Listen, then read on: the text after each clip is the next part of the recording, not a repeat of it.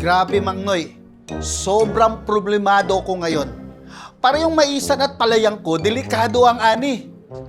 Medyo minamalas talaga ako ngayon. Hindi ko alam kung saan ako nagkamali. Puro kagat ng uod maisang ko. Yung palay ko naman, parang di maganda yung tubo. Ay, nako. Paano na ba to? Walang imik, Mang Noy? Grabe ka naman. Di ka ba concern sa akin? Sira. Relax ka lang. Ako hindi concerned.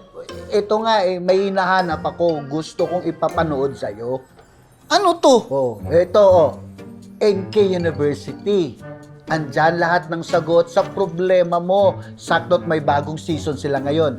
Di lang sa mais, pati sa palay. May matututunan ka sa tamang pag-aalaga. Mag-uumpisa na. Ito, panoorin mo. Magandang araw mga ka-NK! Na-miss nyo ba kami? Dahil na-miss namin kayo, narito tayong muli at magsasama-sama para sa isang panibagong semestre ng NK University Season 2!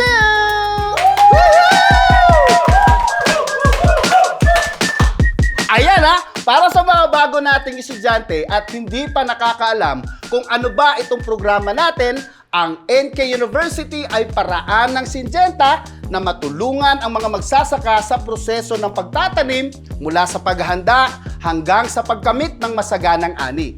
Ipapakilala ng Syngenta ang mga updated na linya ng binhi, teknolohiya at mga pamamaraan ng pagmamais na maaaring maging sagot sa mga problema sa taniman at maging susi sa masagana at matagumpay na ani.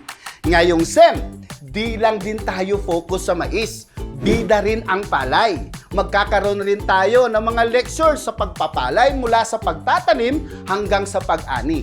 Lahat ng kaalaman na maibabahagi rito ay hatid ng mga eksperto mula sa Syngenta. Importante rin na malaman na gaya ng dati, lahat ng ito ay libre. Mapapanood kahit saan, mapa-cellphone, laptop, o tablet man ang iyong gamit.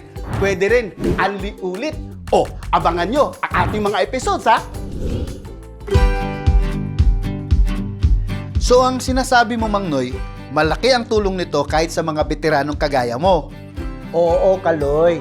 Kaya tutok ka lang dyan at siguraduhin mong namnamin mo lahat ng ituturo ng Syngenta para siguradong maging malinis at malusog ang tanim mo at mas umangat ang kita. At huwag mong kalimutan, i-follow ang Syngenta page at ang Tiwala sa NK. Okay? Okay po. Para sabay tayong manood sa susunod ulit. Sige po. Huwag mo rin kalimutan, ikaw maglo-load ng data. Nakikinood ka lang. Sige po, ako sa susunod.